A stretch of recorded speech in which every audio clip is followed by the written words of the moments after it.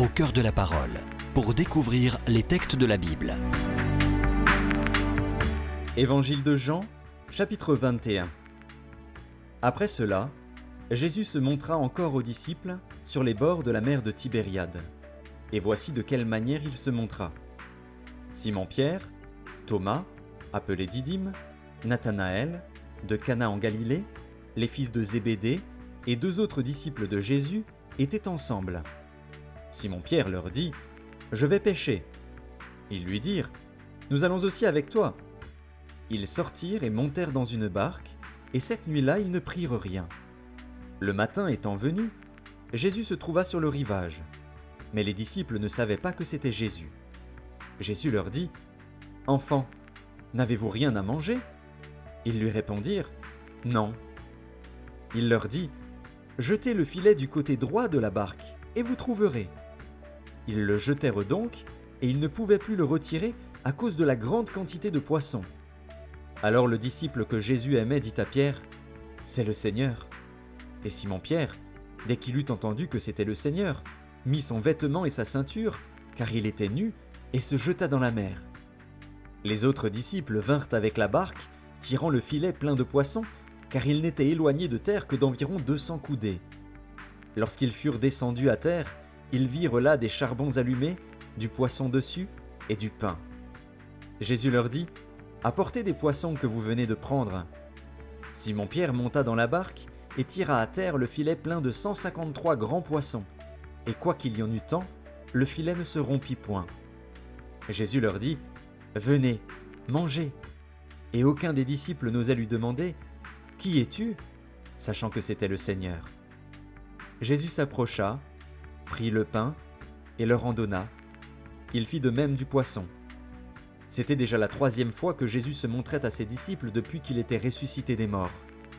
Après qu'ils eurent mangé, Jésus dit à Simon-Pierre : « Simon, fils de Jonas, m'aimes-tu plus que ne m'aiment ceux-ci » Il lui répondit : « Oui, Seigneur, tu sais que je t'aime. » Jésus lui dit : « Paie mes agneaux. » Il lui dit une seconde fois : « Simon, fils de Jonas, m'aimes-tu » Pierre lui répondit : « Oui, Seigneur, tu sais que je t'aime. » Jésus lui dit : « Paie mes brebis. » Il lui dit pour la 3e fois : « Simon, fils de Jonas, m'aimes-tu » Pierre fut attristé de ce qu'il lui avait dit pour la 3e fois : « M'aimes-tu » Et il lui répondit : « Seigneur, tu sais toutes choses, tu sais que je t'aime. » Jésus lui dit : « Paie mes brebis. » En vérité, je te le dis, quand tu étais plus jeune, tu te saignais toi-même, et tu allais où tu voulais. Mais quand tu seras vieux, tu étendras tes mains, et un autre te ceindra, et te mènera où tu ne voudras pas. Il dit cela pour indiquer par quelle mort Pierre glorifierait Dieu. Et ayant ainsi parlé, il lui dit : « Suis-moi. » Pierre, s'étant retourné, vit venir après eux le disciple que Jésus aimait, celui qui, pendant le souper, s'était penché sur la poitrine de Jésus et avait dit : « Seigneur, qui est celui qui te livre » En le voyant, Pierre dit à Jésus : « Et celui-ci, Seigneur, que lui arrivera-t-il » Jésus lui dit : « Si je veux qu'il demeure jusqu'à ce que je vienne, que t'importe ? Toi, suis-moi. » Là-dessus, le bruit courut parmi les frères que ce disciple ne mourrait point.